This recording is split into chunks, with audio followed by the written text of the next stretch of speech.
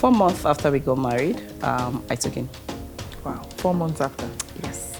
There was this day, I think I almost threw up because of how I was feeling. And I told my mom, and she said, the way you handle your first pregnancy is the way it will continue. And even when I feel like throwing up, I said, no, we are not throwing up. We are not having that kind of pregnancy. And for subsequent pregnancies, I was really, really normal. I smile when you're talking about this because, you know, I also spoke and said I wouldn't suffer some things. And the thing with me is that when the sensation came, I said, hey, I'm throwing up. So I didn't. So by the time I'm trying to speak the positive thing, I've already declared the one that is happening. My mom came in just before I pushed. She told me, you know, how to catch my breath and what I needed to do. I did that, and the baby came out. Okay. Delivery number 2. Oh my God, this is the most funny delivery I've had. I went to my husband's office and he touched my tummy. And you're like, I think you are in labor.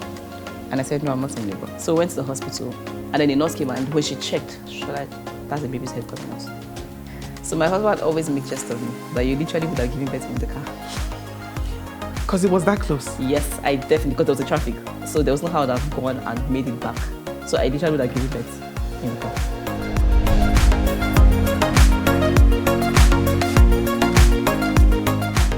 The content of this podcast is for informational purposes only. For medical advisory and care, please consult your healthcare provider. Welcome to Road to Motherhood, the podcast where we talk about all things becoming a mom. I'm super excited again today because I have another dear guest friend of mine, Christy. So Christy, welcome. Thank you for being here. Thank you so much. It's my pleasure. I appreciate you. Now, Christy, please introduce yourself a little bit to the viewers and listeners. Just let them know, what do you do, how many kids do you have, and their age ranges. Okay, so I am Christy Asala, and I am a mother of 4 children, 2 boys and 2 girls, a communication specialist, and also a nutrition, public health nutrition specialist. Thank you. Thank you. So, Christy, let's just dive right in. Let's not waste any time. All right, let's go. Let's talk about conception. So after you and your husband, Sean, got married, what was the wait like before you started having kids? Did you say to yourselves, we're going to wait, give it 1, 2, 3 years? Or did you say, we've married, oh yeah, it's time to crack? What was it like? So before we got married, we agreed to wait for 6 months. Okay. And then after we got married, I realized, hey, I'm 30. I should be having children right now. And then I think I just wanted to, have children. And I hear stories of women that try for a couple of months. And I thought, okay, maybe I should start trying. Maybe by the time it finally happens, I'll probably be 6. You have reached that 6 months Exactly. mark. Yeah, so 4 months after we got married, I took him. Wow, 4 months after. Yes. Okay, a woman with a plan. All right, so how was it like for your subsequent conceptions? Like, was it also planned each time? And was it as quick as you expected it to be? So, the only pregnancy I planned to have was the first. The remaining 4 just happened. Pleasant surprises. Well, it was a mix. Okay. Yeah. Okay. I mean, I wouldn't say pleasant at first. Like, I've had to go like, come on, Christy, again. By number 3, you're like, are we still here? By number 3, we're like, okay, you know what, maybe we should remove this one. Because we couldn't take it anymore. So even the thought crossed your mind? It did. It did, and we nursed it for a while. You said you nursed it. And can we pause on that? Just briefly. Because again, for anybody listening, right, we're talking about the road to motherhood. So the road to motherhood is not the same story for everybody. And sometimes we think, okay, everybody plans to be a mom, everybody wants to be a mom, everybody wants to be a mom of this number of kids that they have. That's not necessarily always the case. Sometimes the blessing, because of course kids are a blessing, the blessing comes even when you don't expect, or sometimes when you didn't necessarily desire. Mm-hmm. But then of course, the blessing is the blessing, because babies are blessings. So thank you, Christy, for being honest about that. Let's keep going. So yes. So I've always wanted to have 2 children. Okay. Like literally all my years, just 2 kids. And we had 2 kids, 2 boys. So it was like, yeah, this is it for us. And so I was on contraceptive and I traveled And it was just a couple of, probably 2-3 days late to take the next contraceptive. And hey, I was pregnant. I didn't even know I was pregnant. I mean, I didn't think I could be pregnant, that fast. So every time I go to the hospital and say I have malaria or something, they would say, when was your last period? I'm like, no, I'm on contraceptive. And they're like, okay. So it literally, everybody did not think it was pregnancy until my husband was like, you're pregnant. So he knew? And I was like, no, he always knows. He's the first to know I'm pregnant. I don't even know I'm pregnant. Yeah. So he said, no, you're pregnant. And then he bought the rapid test kit. And lo and behold, I was pregnant. You were pregnant each time. Okay. Yeah. Thank you. Thank you for sharing that. Now let's talk about the pregnancies. Because we hear so much about different pregnancy stories. Some people have the smoothest ride. And I love that for them. Emphasis on for them. I didn't have the smoothest ride. But I do love when it happens for people. Now, some have a tough time. It's difficult. So what were your pregnancy experiences like? I would say I have very, very undramatic pregnancies. Good. You're one of the former ones. Yes, I know. I am. Like, I go like I'm the Hebrew woman, but again, hey, we're all Hebrew women in different ways. My pregnancies are very, very undramatic. They all take the same form, apart from the last. And I think maybe because of age, I had that, in my mid-30s. So that was a little bit more tiring than the first. Than the first three. Yeah, okay. But for the first three, really, I don't even know I'm pregnant till sometimes, maybe 6 weeks is the earliest I know I'm pregnant. No morning sickness. I pretty do the same work, the same energy, honestly, throughout. So yeah, it was very, very undramatic. But my last pregnancy, I was, that one, I don't know if it was the frequency between the third and the fourth. Okay. Or I think that, and also because of age. Yeah, I was always tired with that. And what was the gap between the third and the fourth? Don't laugh. I won't laugh. Or maybe I will laugh. Let me not lie. It was, I think it was 8 months. 8 months? Yes. I won't laugh, but I'll smile. It was 8 months. Okay. Now, can we pause? Because I love that you said your first 3 pregnancies were not dramatic. Sometimes for those of us who haven't had children yet, right? And even before I had our daughter, I used to think, okay, everybody's pregnancy will be similar. You watch TV and the movies and everything tell you, oh, morning sickness, expect tiredness, Yeah. I love that wasn't the story for your first 3. Not your first 2, not your first. Your first 3 pregnancies were undramatic. Yeah. They were enjoyable experiences. How wonderful is that? And that should encourage anybody listening that it doesn't matter how many stories you hear of tough pregnancies, that doesn't have to be your case. Yeah. All of us are different and have different experiences. So you can always pray and believe the best for your own experience if you haven't walked through pregnancy yet. It doesn't have to be as dramatic as some of the rest of us. Yeah. And you also mentioned something else. You said age. I think it's also important to note.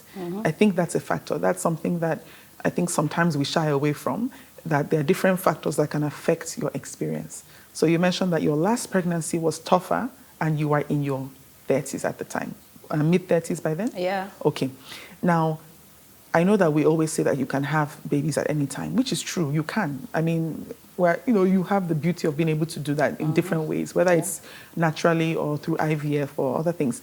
Now, that said, let's also try to sometimes accept that different factors apply with how someone can experience their pregnancy journey. So I also say that I believe age played a factor in my experience in it being tougher than I would have preferred it to be, because I was also in my mid-30s as well. And it was tough. It was very uncomfortable. Now, does that mean that there is nobody in their mid-30s that had a lovely experience? No. I'm sure there are people that have that. I'm sure there are. I'm just thinking from the point of probability and odds. And the older you are, from what we've also learned and been taught, the higher the probability of sometimes more difficult pregnancy experiences and risks for other things. So it's just good to keep in mind when people are planning for that journey. So thank you for sharing that. Yeah, as a matter of fact, for my last pregnancy, I was classified as high risk. As high risk? Because of my age. Yes, because they say from 35, right? Yeah. One is high risk. Yeah. So thank you for sharing that. Okay, so clearly undramatic pregnancies for the most part, except the last one. Yeah. Now, is there anything from the pregnancy experience that stood out to you as a really positive highlight, aside from the fact that you escaped all these symptoms? Some of us didn't escape. Before I got pregnant, I was scared. I was scared of the morning sickness. I was scared of how I would look and all of that. And my husband said, you do not have to experience all of that. And for me, it was like, okay, doctor, hey. But he said you don't have to experience all of that, that you should speak how you want your pregnancies to be. And he started speaking. He said, so every morning he will say, your pregnancy will be smooth. You won't have morning sickness. You would give birth, you know, like the Hebrew women. He always says that. And somehow, I think I got into that and I also believed it. And I started saying it. Now, for my first pregnancy, I started off with, I started feeling a bit nauseous. I wasn't particularly enjoying the food I was seeing. And there was this day, I think I almost threw up because of how I was feeling. And I told my mom, and she said, the way you handle your first pregnancy, the way you allow yourself into all of the feeling with your first pregnancy is the way it will continue. So don't that yes, you have those feelings, but you should tell yourself how you want to feel, and you don't have to give in to those feelings. And when she said that, that struck me. And I think another time I felt like throwing up, especially when I'm washing my teeth in the morning. I don't know why. Yeah, brushing. Yes, yeah. And I told myself, no, you're not throwing up. I am not having a throwing up pregnancy. I am having a smooth pregnancy. And I kept reinforcing that. Actually, I literally forgot that I had that experience because the most I remember is that I did not have the morning sickness. But really, in my first pregnancy, I started out with all of that feeling. Like literally you can see me and say, I think she could be pregnant. Yeah, because I had that, you know, look and all. But when she said that, from what my husband always says, I literally tell myself, this is the way I will feel. And even when I feel like throwing up, I tell myself, no, we're not throwing up. We are not throwing up. We're not having that kind of pregnancy. And in a short while, I literally felt okay. And for subsequent pregnancies, I was really, really normal. I love that you said that. I've seen a pattern from the past several episodes that we've recorded with our guests about the power of words and the power of what you believe, right? Your faith, whichever way your faith is taking you, whether you're believing for the best or believing for the worst, the power of that. Yeah. So it's clear that it was really important. And I smile when you're talking about this because, you know, I also spoke and said I wouldn't suffer some things. And I still suffered those things, though. So that also tells me that maybe my faith wasn't as strong as it could have been. No, I don't think so. I mean, let's tell the truth. So No. It's possible that because I remember having moments where, you know how they say, speak what you want, not necessarily what you're seeing. So like you said, you could have had that sensation of wanting to throw up, but then you told yourself, no, I am not having a throwing up pregnancy. But the sensation came. Then you spoke against it. Yeah. The thing with me is that when the sensation came, I said, hey, I'm throwing up. Oh. So so by the time I'm trying to speak the positive thing, I've already declared the one that is happening. So yes, that's a good reminder that try to be as consistent as you can with speaking what you want to experience, even when you're seeing the symptoms of what you don't want. Yeah. If you keep speaking the right thing, those symptoms can go away with the power of your words. So learn from Christian, also learn from the one I didn't do well. So, so please continue. Any other positive highlights that really stand out to you from the experience? So I used to jokingly tell people that if you see any really good picture that I have, especially 6 years ago, if any picture was really nice, I was pregnant. Because you were glowing. Oh my God. The glow was beautiful. The glow was glowing. Yep. I had a pregnancy glow. Like, it was so obvious that whenever I'm glowing, people go like, Chris, are you pregnant again? I love that. I had a glow. before I took in, I had a lot of acne on my face. Okay. And all of that. And the first time it all cleared was when I was When you pregnant. were pregnant. I hope we're all hearing this. Because again, this is what it looks like when pregnancy is going well as well. It's not only horror stories, it's not only negative experiences. Yeah. You can have things like the glow up. Mm-hmm. So thank you for sharing. Please continue. Yeah, the glow. And then, what did I like about pregnancy? I think it was just, I like the attention, of course, when you're pregnant. There's just the attention. But everybody wants to just take care of you. Oh my God. You're pregnant. Yes. Everybody's Do you nice need something? to you. Yeah, I like that. Via you stop you on the road, I'm like, madam, you're pregnant. Pregnant, please go. Go. Yeah, so the attention was good. But majorly, I think God really just helped me throughout my pregnancies, to be honest. Yeah, I think it was good. I was able to walk through all of them. Yeah, there was really no hitches, yeah. So pregnancy was good. I mean, I won't try that again, of course. Pregnancy was good. Thank you. I'm so encouraged by your story. And I know many of our listeners and viewers will be encouraged too. Pregnancy can be a beautiful experience. Yeah. It can be. Okay. Yeah. So let's now talk about the next round of things, labor and delivery, because you've done it multiple times. Yes, I have. So walk us through those experiences. What was it like going into labor for the first time? How were your deliveries? Okay. Yes. Who did you have in the room with you, supporting you? So for my first pregnancy, I think at 40 weeks, I felt I didn't feel my baby moving as it should. So we went to the hospital. Doctor said we should just induce the baby. Okay. If that's how I'm feeling. So the baby was induced. Again, it was not a dramatic delivery.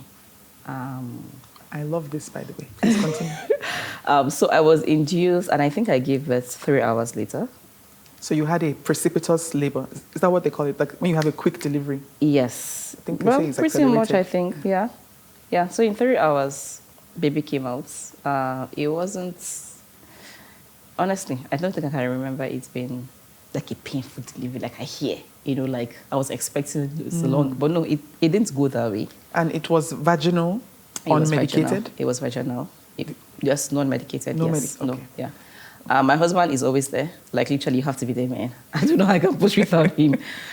He was there. My mom came in just before I pushed. And I think her presence made a lot of difference. So when she came in, they were telling me, you need to push, you need to really push. You're not pushing hard enough. And then when she came in, she told me, how to catch my breath and what I needed to do. She said that, and I told her that she had to leave the room. And immediately I did that, and the baby came out. So I think her presence there was good. I was happy I had 2 really important people in my life at that point, yeah. So, and that is so important, having the advocates in the room for you, because you had your husband, you had your mom also being able to come in. Yeah. I always like to say that you have to have advocates in the room with you when you're delivering. Yeah. Because sometimes, well, in your case, it wasn't dramatic now. So, but for some people, it can be very dramatic, right? Yeah. And sometimes they're in a really vulnerable state. It's so exhausting. Sometimes they have even given up in the process. And if you have an advocate in the room, that person carries on where your own strength has finished. So I'm just so happy to hear that you also had your own advocates in the room, and it made a big difference. Yeah. So that was delivery number 1. Delivery number 1. Okay. Delivery number 2. Oh my God, this is the most funny delivery I've had. I spent the whole day shopping. I went to my brother. We went to buy last-minute things for the baby. So I literally walked around Wuse Market, different malls in Wuse, drove around, and eventually I went to my husband's office, about 5, thereabouts, so pick him and then we go home. And they were like, how are you doing? Fine, how's my baby? Baby's fine. And he touched my tummy. And he was like, your tummy is hard. I'm like, yes, it's always hard, I'm pregnant. And he was like, no, your tummy is hard. I think you are in labor. And I said, no, I'm not in labor. He was like, your tummy is really hard. I'm like, yes, it has been hard. Like, it's always hard. And he was like, maybe we should go to the hospital. I said, no, let's go home. I left my first son at home, since morning, and I need to go back. And I need to go and cook beans. You need to go and cook beans? Yes. Okay. So we had that argument, and okay, we're going home. We stay in local Goma, and there's usually traffic. So when we got to the roundabout and he looked ahead and there was traffic, he stopped and told my brother to take a cab home to relieve the house help, and that we were going to the hospital. And we went into an argument. No, I need to go back home. Blah, blah, blah. He was like, is your bag packed? I like, yes, it's in the boot. He was like, because usually from 38 weeks, the bag is in the boot. Put your bag in the boot. And we had an argument, and like, you know what, whatever, let's go. So we went to the hospital, and they said, are you in labor? I said, no. But my husband said we should come. That's okay, let me go, let them check. So I went to lie down, and they checked, and they said, madam, you're 6 centimeters dilated. And I was not like, how? I'm not in labor. You still were not accepting the reality of what So they told my happening. husband to go and bring my bag from the car. And I was just chatting with my friends. And they're like, hey, how are you? Fine. And blah, blah, blah, and all of that. And then by the time she checked, she was like, you're 8 cm dilated. By the time your husband brought the bags My from the husband car, hadn't come. he At hadn't that even come point, back they were yet. all panting. They were all worried. In fact, so when the nurse came and said, how are you doing? And she said, you are fine. So another nurse came and said, if she's 6 cm, don't you think you should check her? But I can see her face now. It's not serious. They must say some people don't show it in their face. Let's check her. So they had that a little back and forth. And then the nurse came and checked. She said, this woman is 8 centimeters dilated. So they were not even prepared because I didn't look like I was. You didn't look like you were struggling and ready to. And the next thing, they started running around. My husband, oh yeah, hurry, hurry, hurry. You know, he was also taking his time. And they're like, literally everybody started going. And next I said, I want to poo. And the nurse said, okay. So she took me to the toilet. And then the other nurse came and said, that could be the baby's head. And she immediately told me to go back and lie down. And when she checked, she was like, that's the baby's head coming out. Okay, so let's pause here. Okay. Because I've heard from other women's stories too that sometimes the way they knew that the baby was coming was because they had that sensation of wanting to poo. So this is something to note for anybody that hasn't delivered a baby yet and you will go to deliver one. If you have that sensation sometimes when you're in labor, that's what that means. Yeah. So I gave birth, I think an hour and 15 minutes later after I got to the hospital. An hour and 15 minutes after you got there? Yes. Okay.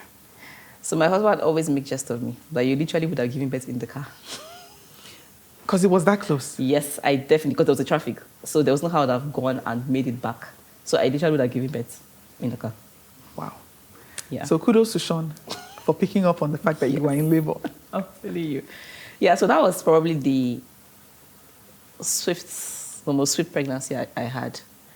The third pregnancy was a little bit more intense. In the sense that I actually knew I was in labor. Okay. Yeah, the first one was induced, so I was in labor, but for a very short period. I was already in the hospital. The second one, I don't even have a labor, but I don't know what the feeling is like because I didn't recognize it. For the third pregnancy, I knew. Yeah, I knew I was in labor. But by the time I knew I was in labor, I probably was actively in labor. Yeah. So that first phase of labor that people experience, for me, for some reason, I don't pick it. I don't know why. But I don't pick it. Meaning when the contraction starts? When the contraction starts. I don't pick the contraction. And by the time I pick it, it's already very close, apart. So I started having contraction. And then I called my husband, who was not at home then, that I think I may be having contraction. He said, how do you know? I said, because my stomach is as hard as you said it the last time. He now said, okay, I should time it. If it's actually getting closer. And because I had the Braxton Hicks scare some weeks before. So I said I should time it. If it starts getting closer, then, he would leave what he's doing and come back home. And it started getting closer. And then it stopped. And I think I went to sleep. And by the time I woke up, it was like 5 minutes apart. It was the same pressure to poop, but it was a little bit more intense. Okay. Yeah, it was a little bit more intense. The doctor had actually, the hospital I was using now, it was a normal procedure for them to use, what do they call it again? Is it epidural? Is it Epidural, right? if it's epidural for vaginal medicated epidural, yes. And he was like, okay, so epidural. And I said, no, I don't need an epidural.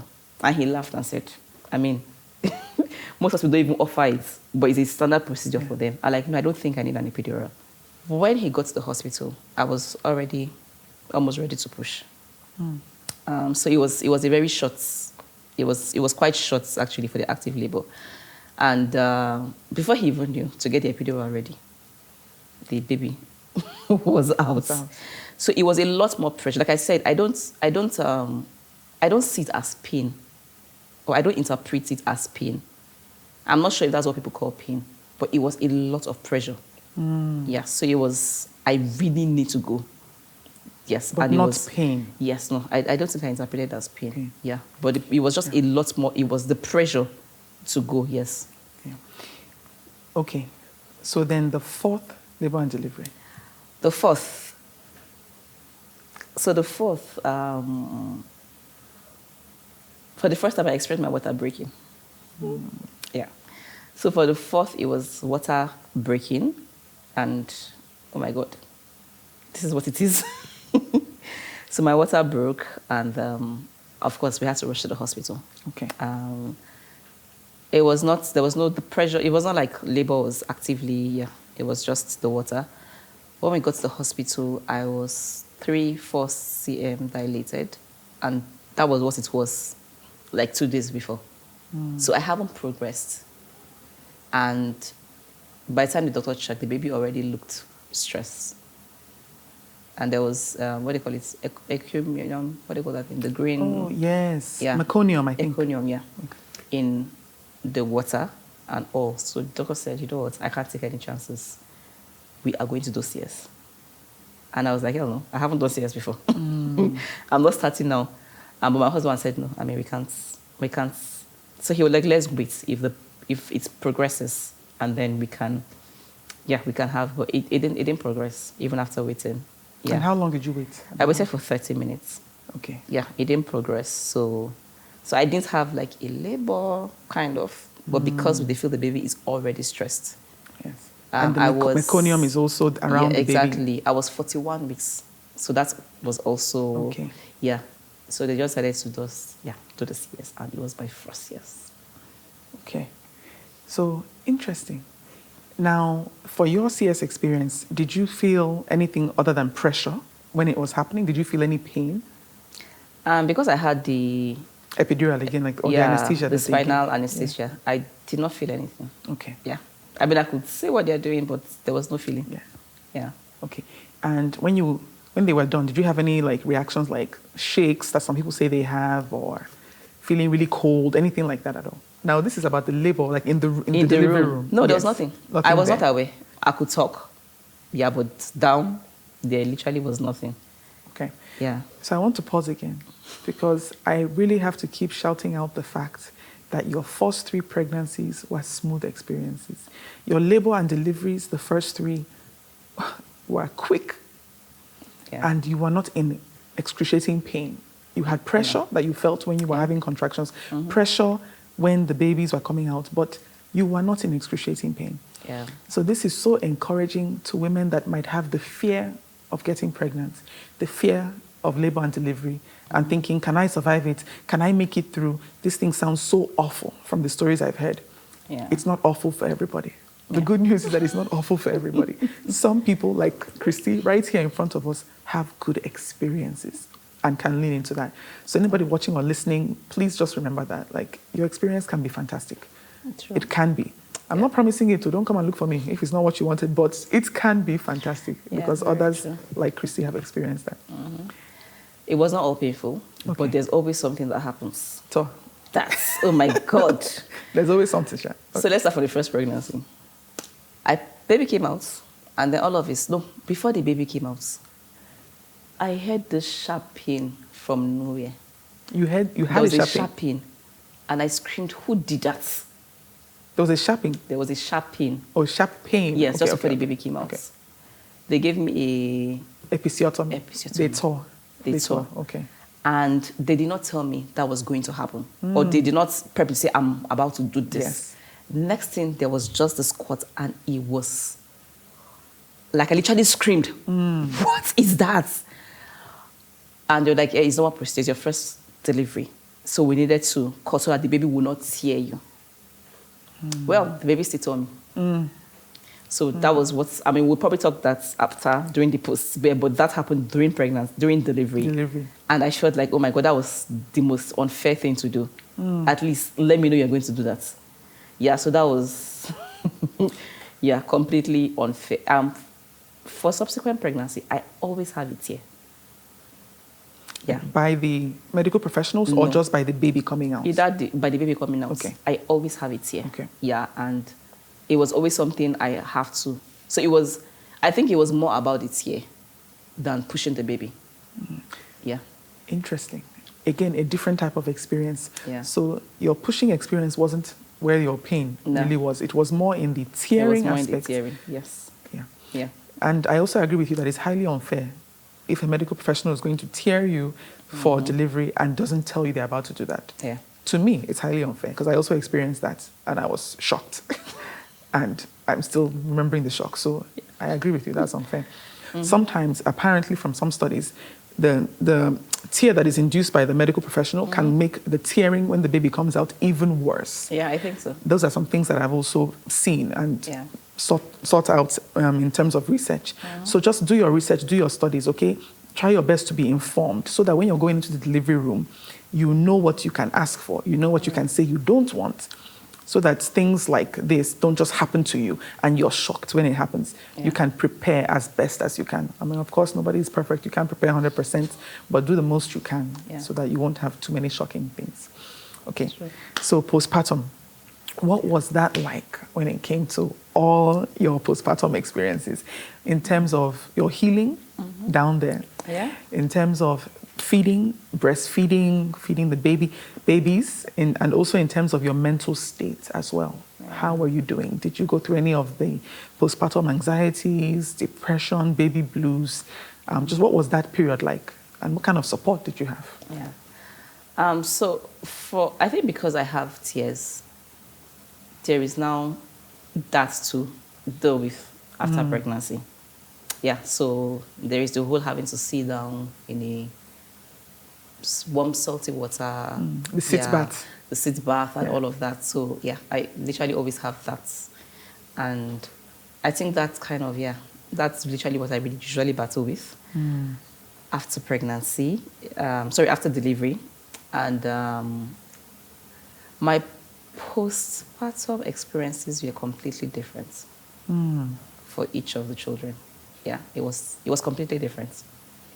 For my first, that tear was something. It took time to heal.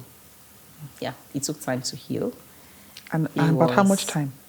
It took on probably average? 2 months. Okay, 2 months. Yeah, it took 2 to 3 months for it to completely heal. Okay. Yeah, I would have to sit down underwater, do the whole bit stuff for months. And for anyone that doesn't know what we're talking about in terms of the sit bath, it's like a toilet cover that has a bit of depth in it that you can put warm water in it with salt in it. Yeah. And then you sit on it after you've delivered for several weeks or possibly up to a month and more. And it helps heal the wound. Help heal the wound and also prevent infection. Thank you. And also helps to prevent infection after a vaginal delivery. Yeah, but apart from that, I'm literally on my feet by the next day reading. Yeah, on my feet the next day.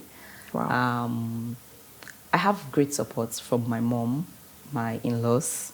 So I'm always surrounded, especially for the first. Everybody was in the haste to see their grandchild. So I had a lot of support. Probably too much support than I needed. Oh, too much than you needed. Chrissy, explain that one. No? Explain that one. Too much support. So I enjoy a very quiet life. Okay. And I have had a quiet life. So imagine all of a sudden, your house is now Noisy. so you are basically coupling with having a child and also a lot of guests in the house, Okay. which I was understand. really good. But sometimes you just want some quiet. Some peace and quiet. Yes. That's also very valid. Yeah. Yeah. Okay. So but I had really good support. My mom was there to, she took care of me, took care of the baby. I didn't lactate on time with my first child. I think I started lactating by the 5th day. Okay. Yeah, by the 5th day. So they had to introduce formula to my baby for some days while I still put him to breast. Okay. Yes, and somehow by the 5th day, I started lactating. It was like, oh my God, I'm lactating. And everybody was screaming in the house. So it was really good. I breastfed him, of course, for a year plus. We did exclusive. Please, before you continue, let me just clap for you. You said a year plus. No, I'll clap because it's not the easiest thing to do. So, kudos to you. No, it wasn't. We did exclusive for 5 months. Yeah, for your second. For the first exclusive for 5 months. Okay. And then he started eating. He started taking formula and then other food. I had baby blues. Okay, so you had baby blues. I had baby blues. Yeah, I had baby blues. It wasn't for a long time, but I had those moments of, gosh, this child, would I be a good mother? How am I supposed to handle this? The times I feel so overwhelmed and I start crying. So I had a lot of episodes of that. That got off. I started working. I got back to work really fast. Okay. So I was working from home. And eventually, of course, I needed to go back to work. So there was a lot of expressing and, it was the whole expressing, washing of bottles. I do that myself. Okay. So having to do that, and it was, I think I just always feel overwhelmed with it. But I was happy to do it. And I was happy to breastfeed my baby. Yeah, so that was good. For my second baby, we also did exclusive. For about how long? For 6 months. For 6 months. Yeah, okay. we did exclusive for 6 months. I also did not lactate on time. Okay. So we gave him formula for like 2 days. And then he started taking breast milk. Of course, other food and all. For his own, there was no baby blues at all.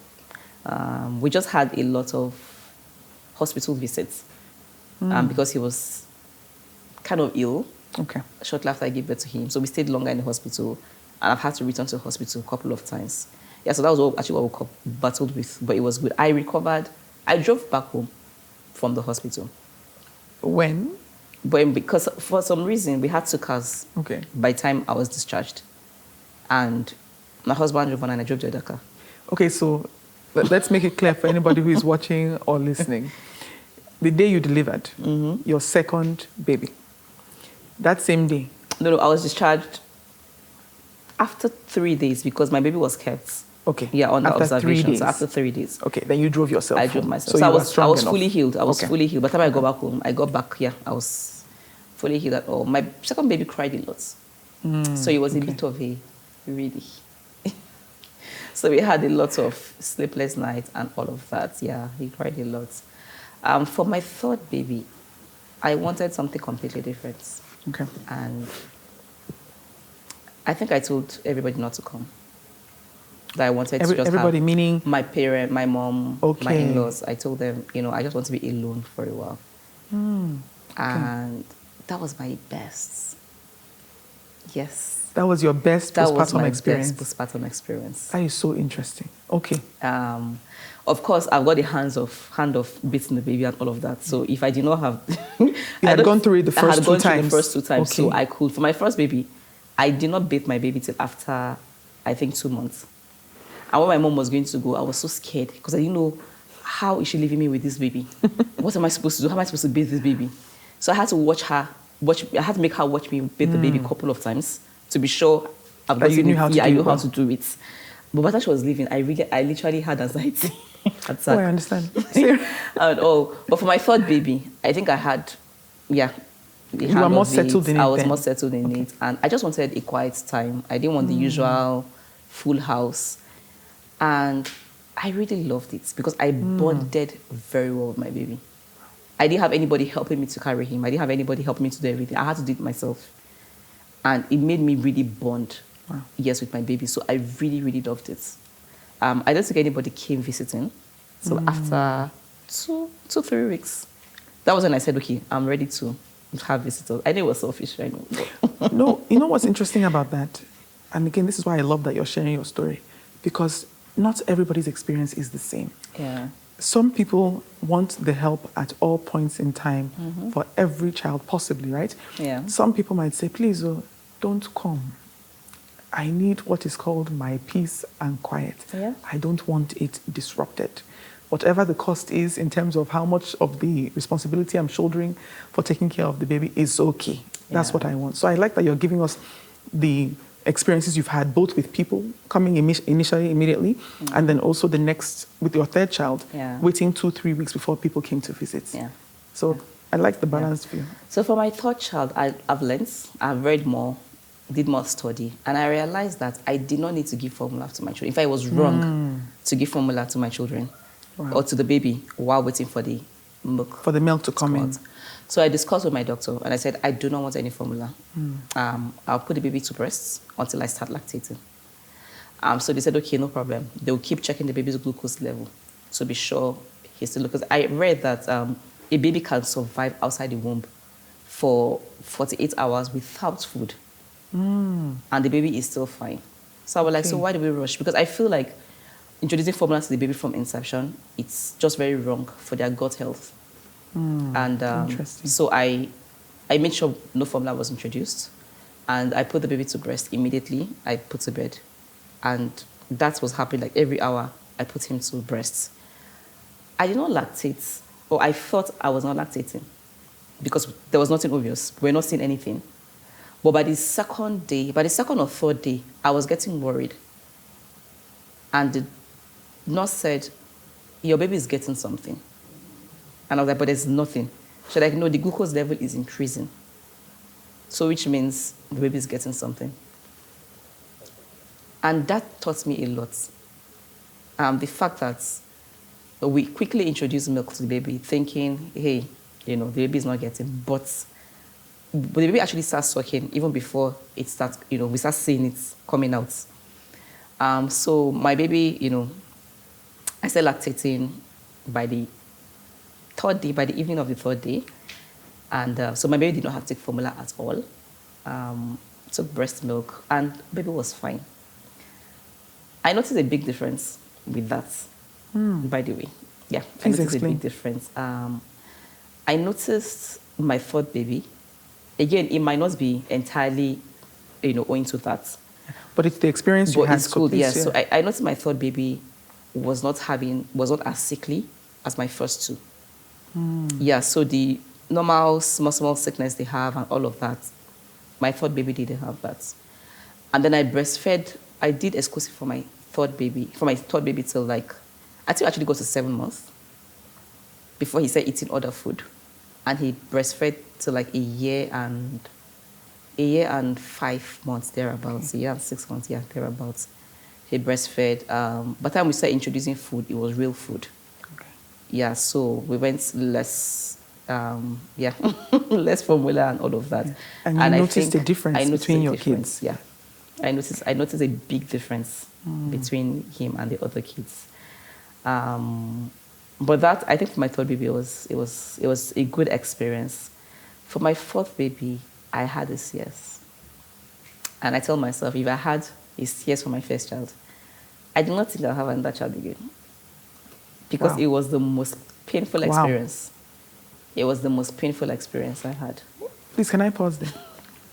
Because in a previous episode, we talked about how there's sometimes some shame around CS, right? And some people thinking that's the easy way out. You're taking the easy way out if you go the CS route. And you are talking about the fact that you did 3 vaginal births, unmedicated, that were all easier than your CS experience. This is for anybody listening, or just for your awareness. Okay, the please CS continue. was tough. My recovery, oh my God.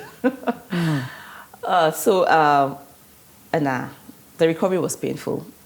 from the hospital, it was so painful. I kept asking myself, like my friend came out like, why did you do CS? Like the first I told her, why did you do CS? Because it was so painful. And even to get up from the bed was, I couldn't even stand up from the bed. Like I was in so much pain. Going to have my bath, like I had to have my bath the next day. It was standard procedure.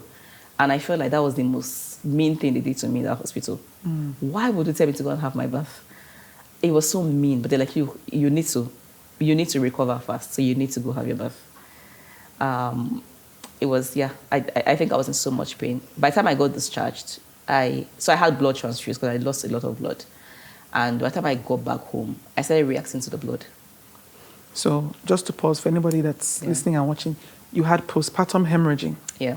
So you were bleeding excessively, more than you normally should be bleeding after delivery. Okay, so not even that. Okay. At the point of surgery. Okay. I lost a lot of blood during the surgery. During the surgery? Yes. Okay. Yes, during the surgery I lost a lot of blood. And so I had to be transfused. So you had a blood transfusion? I had a blood transfusion. And for some reason, I didn't even know what that was.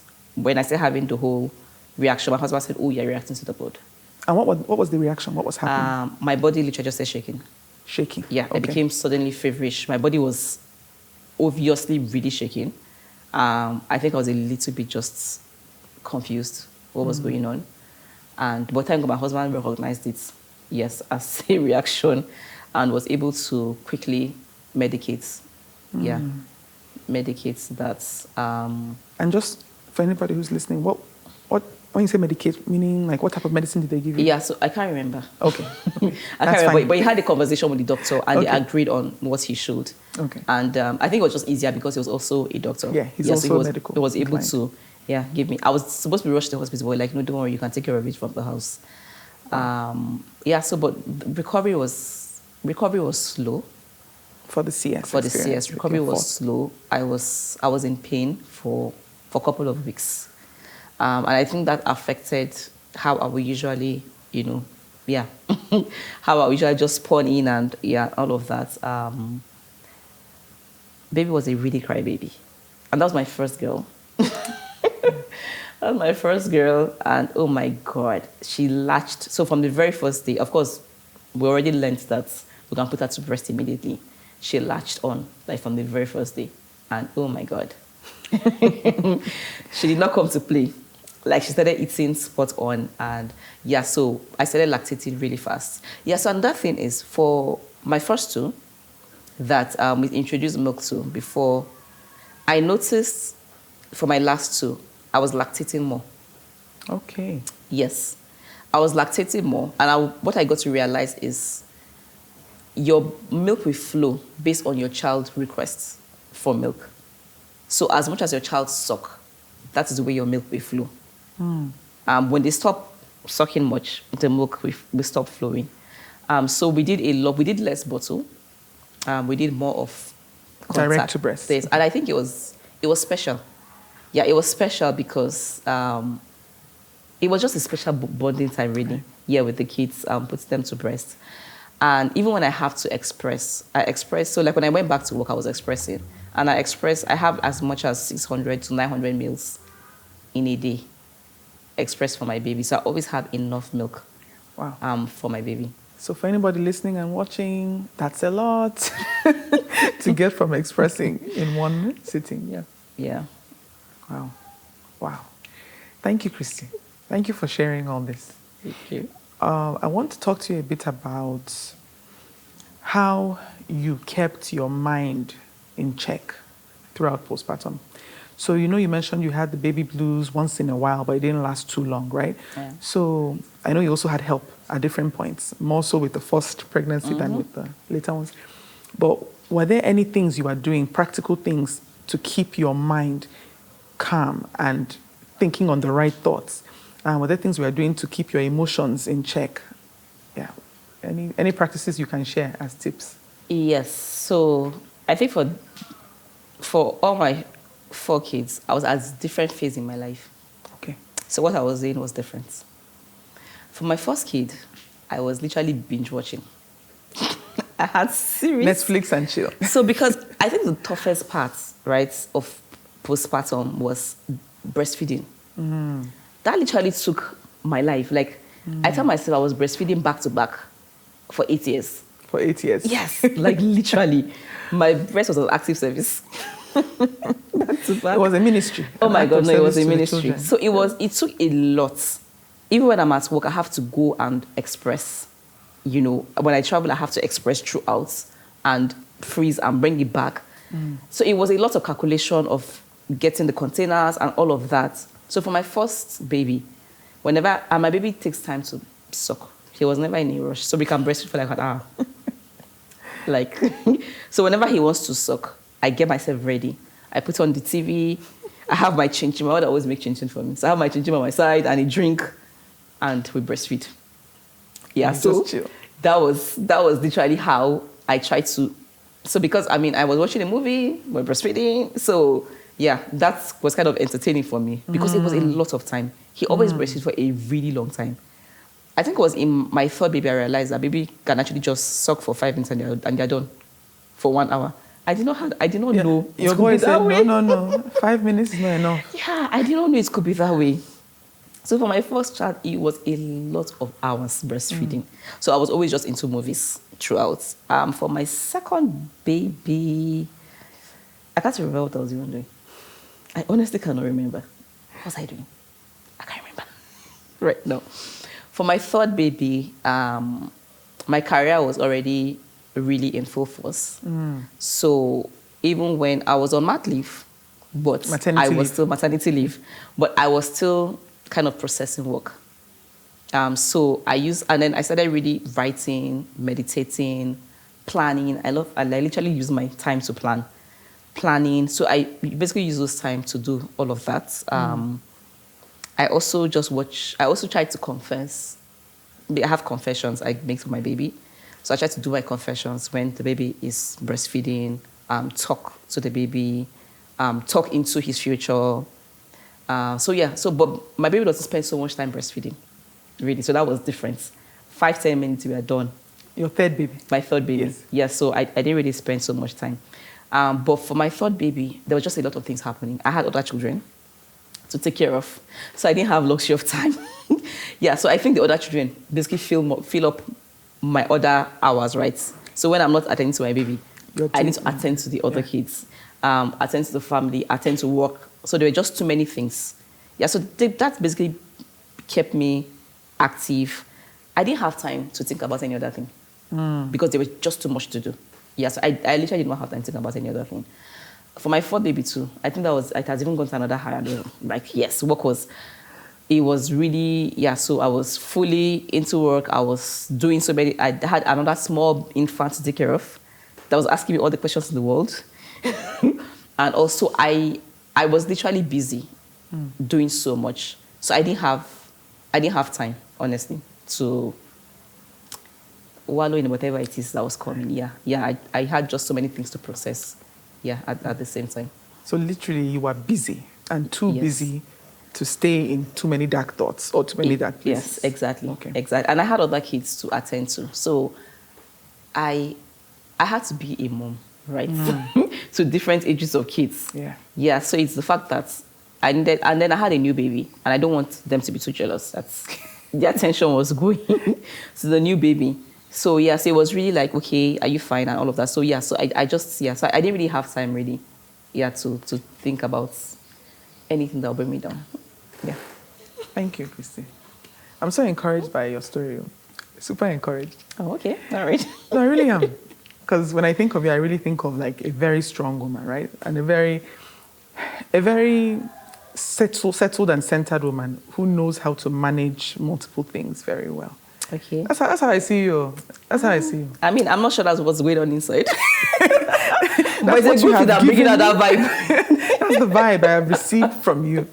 And I appreciate that. I think it's really encouraging to women as well. Really Thank you. Thank you. And I want to lastly, before we go into the rapid fire, because I have some quick questions to ask, I want to lastly ask you about your relationship with your own mom. So did that change when you became a mother? Completely. Okay, good. Please explain. It actually keeps changing. I mean, it changed when I became a mother, but that keeps changing. With every child. With every child. So for me, is the fact that my mom did this 6 times. And I'm like, come on. You are a strong woman. You really did try. Yes. Yeah, and all the things I used to take for granted, I mean, for me is, we still have, I mean, my mom, we literally fight a lot. Or we still do fight a lot. Because I have my completely different ways of doing things. Yeah, they're the older generation, so there will be some tension points at times.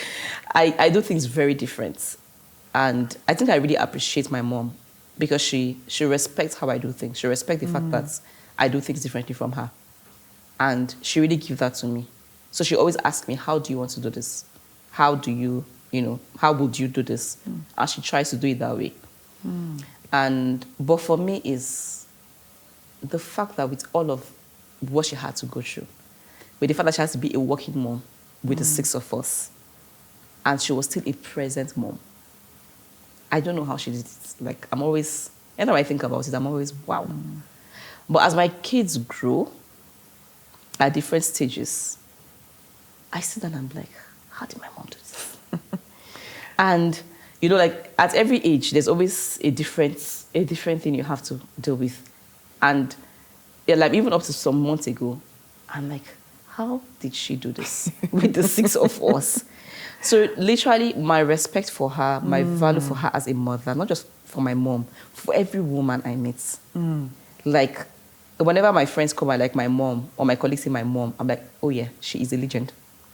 Mom should be treated differently, and all. And not just for my mom, honestly, I think for my dad too. Yeah, I think for my dad, my respect really for both of them, really went high. And I think I saw them in a very different lights. Because, yeah, my mom did all of that, but my dad was also there to support. My dad was a very present dad. He knew us. He was literally there. He was a spiritual head. He was there physically as the head. And I think I really came to appreciate them. And like literally every time I have new experiences with my kids, I sit down and I try to remember what my mom did at that time. Like I really try to remember. And so this is what she was doing. And I try to imbibe that. Because whatever she did worked. So I try to imitate that and imbibe that, also in my home. I love that.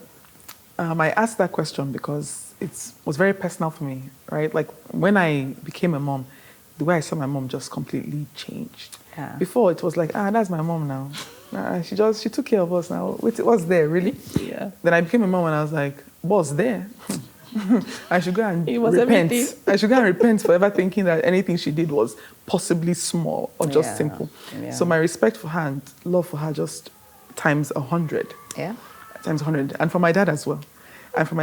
It's just interesting that I asked you about mom because there was something about the way I saw her before that just completely switched. Yeah.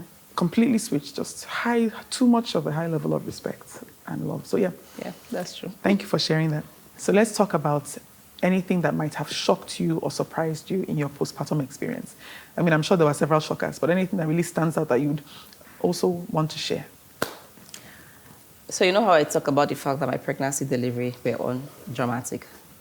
Yes, your undramatic experiences. I think I had more drama. Jealous of, small jealousy. I had more drama during postpartum phase. Yeah, a lot more drama. So there was a tear part, which means I was even scared of getting close to my husband for months. Yeah. He was also scared because he was there throughout. He saw the tear, he saw how deep it was. And then he wasn't just sure when was the right moment. So we had, we had all of that. And I think part of my baby blues was the fact that I just wanted to be alone. Yeah, so I had a lot of those moments of I just wanted to be alone. My baby, for my first 2 babies, they felt ill so frequently. And I think that was probably the most difficult part of postpartum. My first baby, we were literally in the hospital every other week. Every other week? Yes. So it's going to be malaria, it's going to be this, it's going to be that. At some point, he gained so much weight that could not be explained. He was just an exclusive.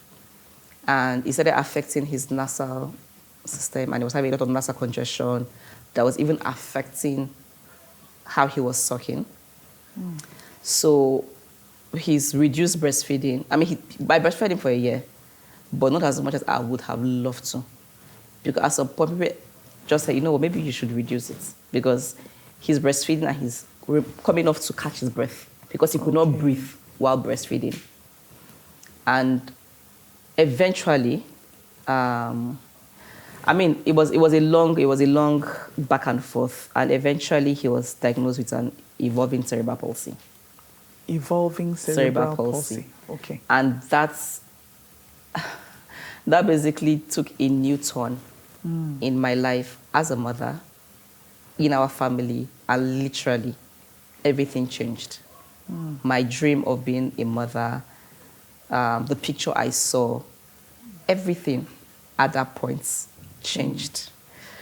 I think the story after that it's probably will need like episodes to dissect that, but literally my life changed completely. And I think it worsened because, as at that time, maybe because of the whole hospital and all of that, I was not even paying attention, and I got pregnant in the middle of all of that. Okay, for the second baby. So it was more of like, how? I mean, why? You know, it was just a lot at that point. I had to stop work. I had to stop working completely because I really was not even in a good place. I was in denial for most of the time, like completely in denial. And I think having another baby in my tummy was like the hope of, okay, you know what? I mean, this is, going to go through. And so it was a journey that did not end because it just went into the second baby. You know, I had a baby, not the baby, this whole experiences. We started doing whole therapy, and then another baby showed. I think I had mentioned for my second baby, we had a lot of hospital back and forth. Yeah, you said for the first two babies. For the first, a lot of hospital back and forth. And I think I thought my life had changed, right? After we got the diagnosis for my first child. I think my life probably stopped by the time we knew why. So my second baby had a lot of back and forth to the hospital. And I think in one of the hospitals, we're in the hospital for a month. A month? Yes, for when he was like 6 weeks. Hospital for a month. Something happened while in the hospital with the medications he was being given that affected his brain. I couldn't explain it, but as a mother, I knew. As at that time, I talked about it, but I don't think anybody heard or even understood what I was saying. So you spoke to the medical professional? I spoke to the medical professional. But at that point, I knew something happened. Because my baby was a very cry baby. He cried for attention. He was crying a lot. And then all of a sudden, he stopped crying. And that, I was really concerned. Everybody was laughing like, you should be having your baby stop crying. I'm like, no, something is wrong. But the point is that from the time my baby stopped crying, I don't think my baby ever regained that cry again.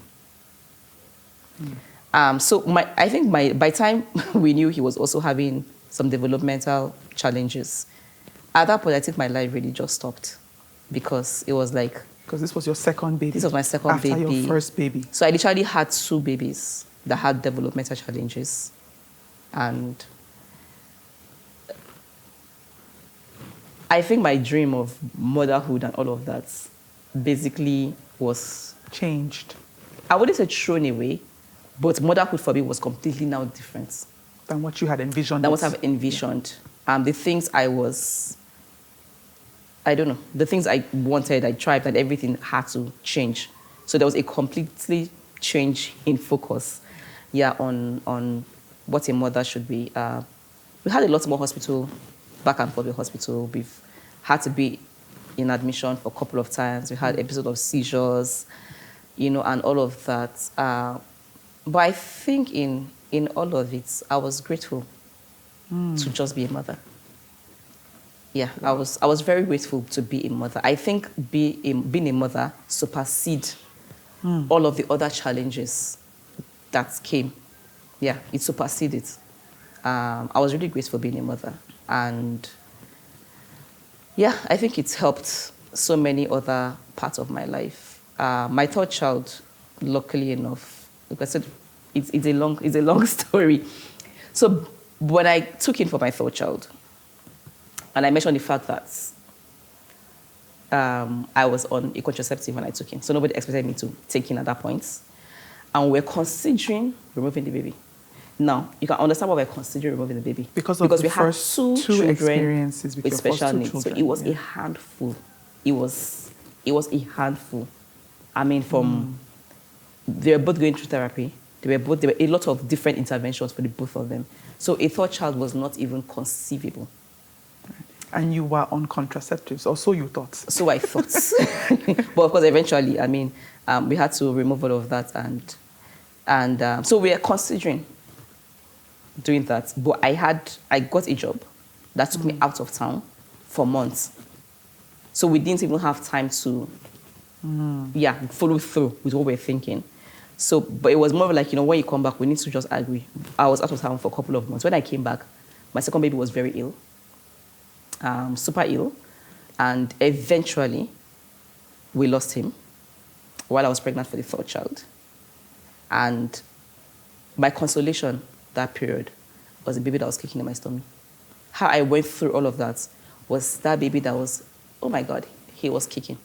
He was literally like, he was alive. He was the life that was giving me life.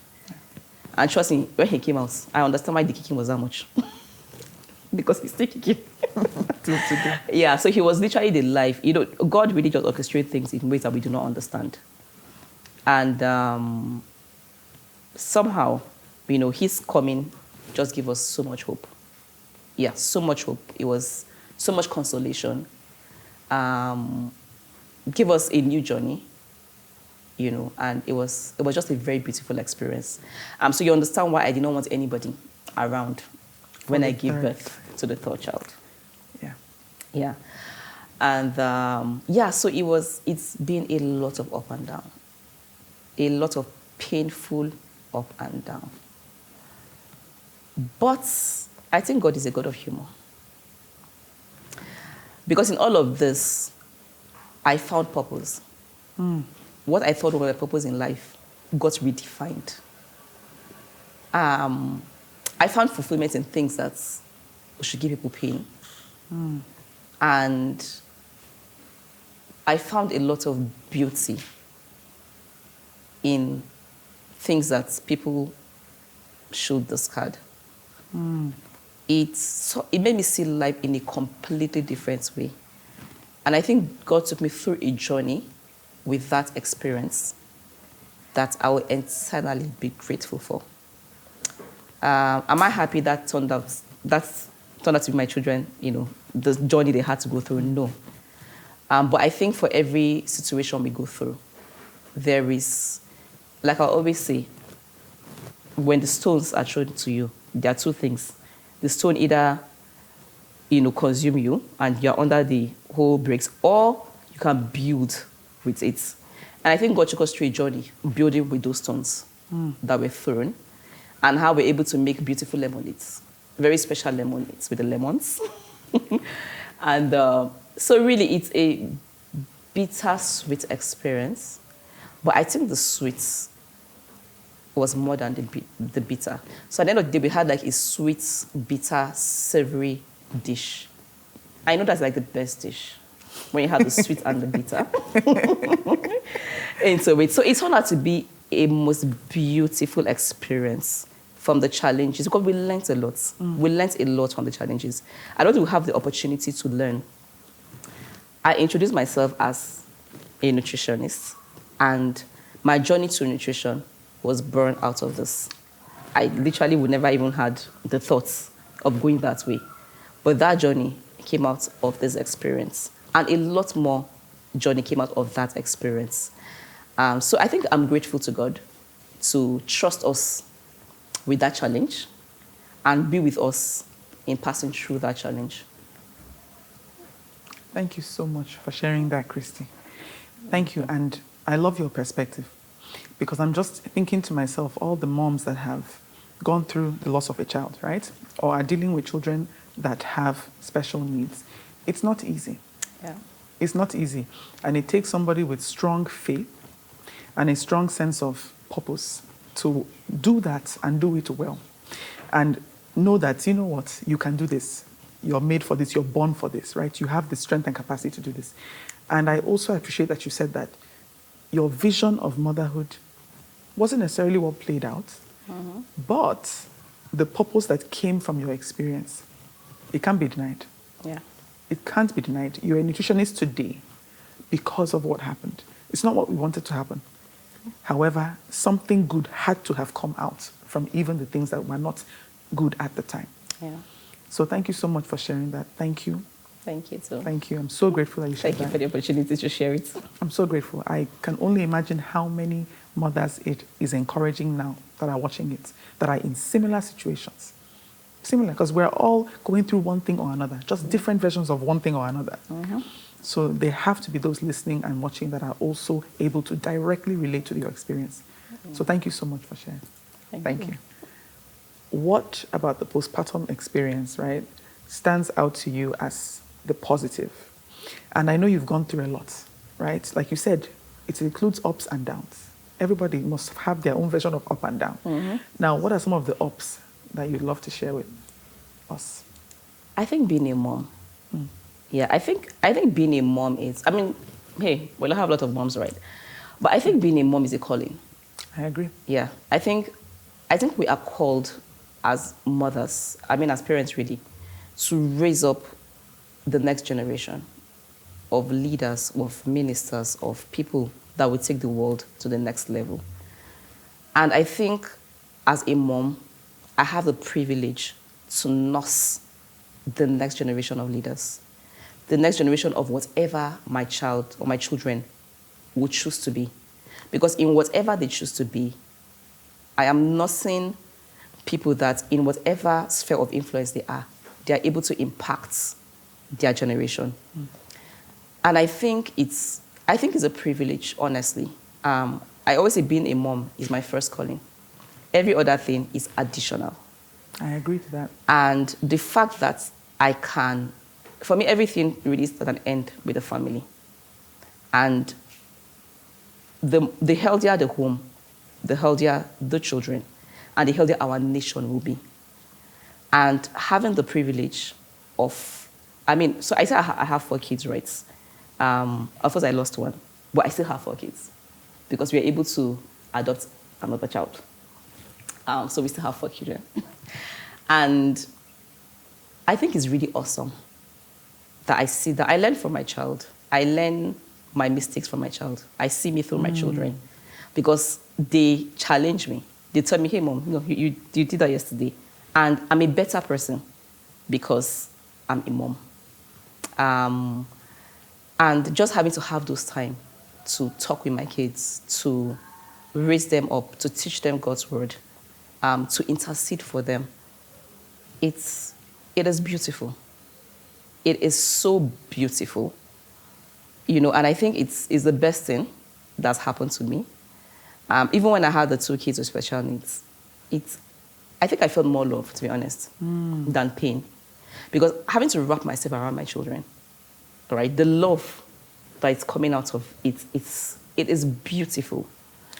And it is so encouraging knowing that they have life means there is hope for them to be better. Yeah, so I believe every child is born with a purpose.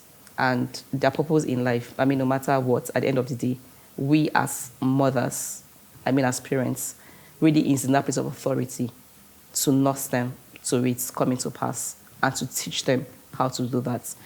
So for me, I think it's a rare privilege to have this, what is the word?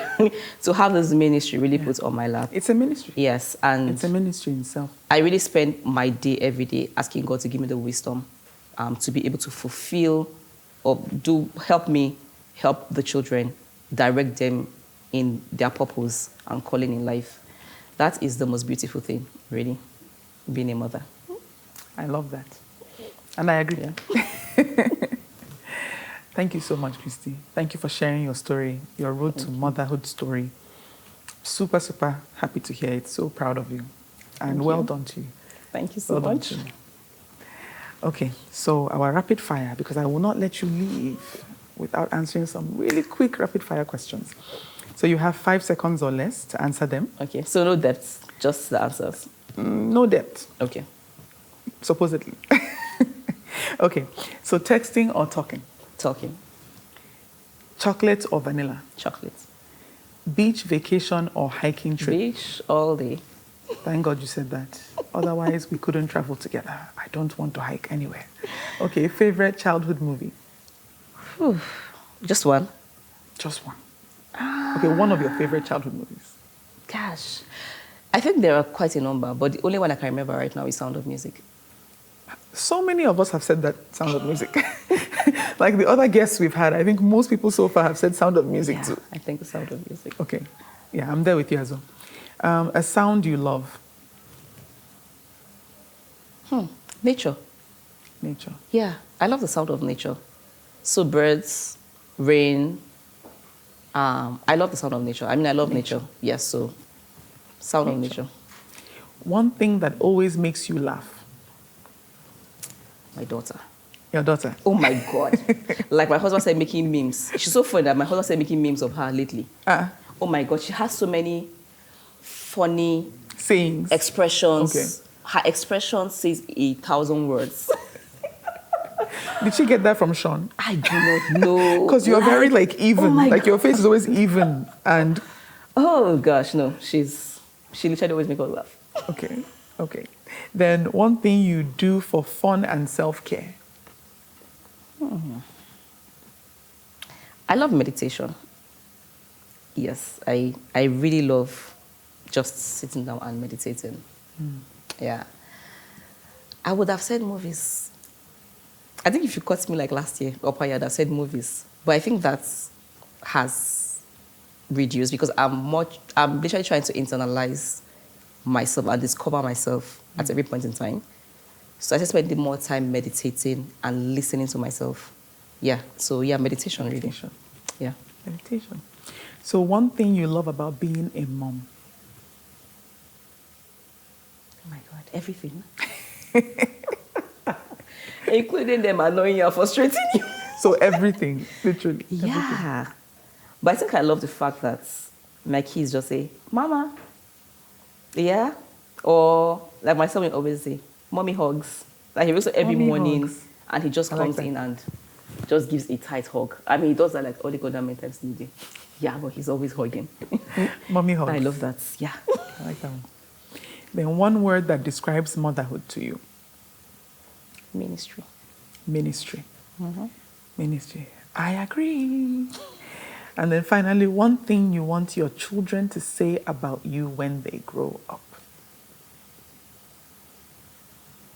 I think I want them to say I'm present. Present. Yeah. I believe they will. Because you're very present.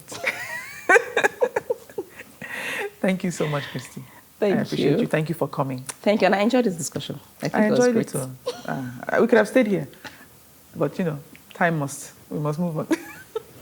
Thank you so much. I appreciate your time. Okay, so thank you for watching this episode of Road to Motherhood with my dear friend Christy. It was such an enlightening episode. So much to learn, so much wisdom from her. And I hope you were able to catch it. All right, so if you enjoyed this episode, please hit the like button, subscribe to the channel, drop us a comment, give us your feedback, let us know what you're enjoying, what you're learning, and what you'd like to hear more of. That would really, really help us out for future episodes. And please share this video within your network. Share. Don't keep it to yourself. If you're learning, if you're enjoying it, share. I'll be upset if you don't share. All right. On to the next episode. Thank you.